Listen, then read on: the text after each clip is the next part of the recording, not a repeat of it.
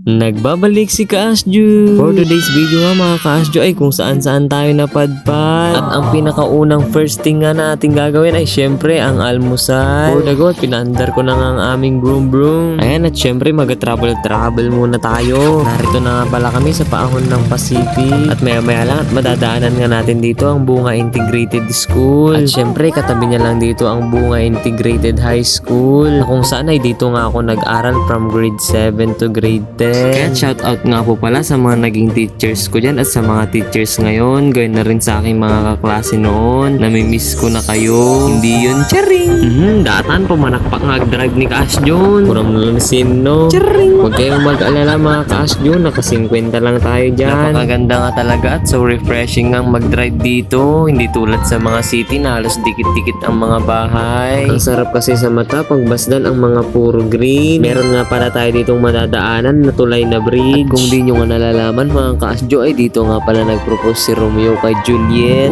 Kunamanin Kaasjo. Nadulamin ang nalalaman mo naman. Napakarami na nga ng fake news. Dadagdagan mo pa. Tignan mo tuloy yung rupa mo. Mukhang fake. Okay, at ang ating pangalawang second step ay iiwan nga muna natin tong gasol. Iniwan nga muna namin tong gasol dito mga Kaasjo dahil dadaanan na lang namin ito. Kung di nyo nga naitatanong mga Kaasjo ay narito na nga pala tayo sa bayan ng Karanglan. Ngayon nga po pala ay October 31. Kaya nga't late post na ang mga kaganapan na ito. Dadalawin nga lang namin saglit ang mga pumanaw na mahal namin sa buhay. Ito nga't palis na kami mga Kaasju. Ngunit sa kasamaang palad ay naplat nga ang ating gulo. Ewan ko nga kung ano nangyari dito mga Kaasju. Dahil hindi lang nagtagal konti ay kumaldag-kaldag na ito. Guys, bakit ba naman ito nabutas? Or baka inapos lang? Charing! Mahirap ang magpabasol. Pinapalitan na nga namin ito ng interior mga Kaasju para sure ball. Kasi baka kapag pinavulcanize namin ito ay maging 3 pa ang butas.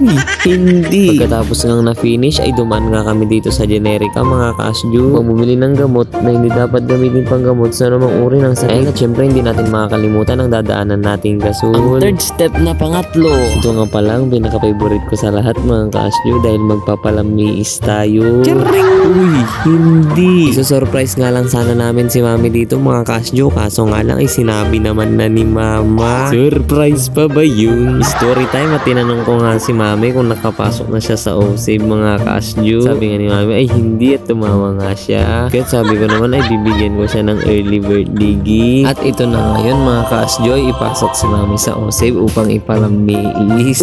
Napakasaya nga mga Kaasju at lambing ko na lang ito kay Mami dahil siya naman ang nagkasikaso sa akin nung nag-aaral pa ako dito.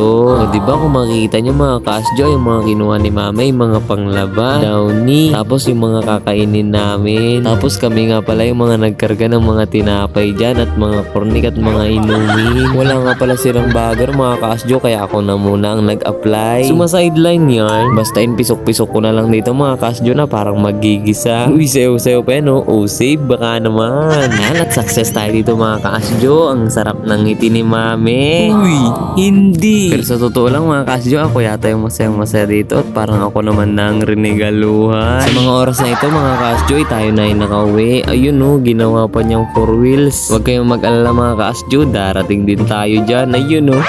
Whoops! Unbreak yarn. Pagkarating nga namin mga Kaasju, binalatan ko nga itong nyog dahil ito ay gagamitin na panggata sa aming pangulam. Ayan at for the kain-kain na nga ang person dito. After nga namin kumain dito mga Kaasju, ay laba-laba naman na ang mga person. Kunam lang no sinong malaki naman ang maskal nito. Ayan at ang pang-apat na fourth step natin mga Kaasju ay pupunta tayo ng Kalo. At syempre kasama nga natin yung magjowa dito. Sana all.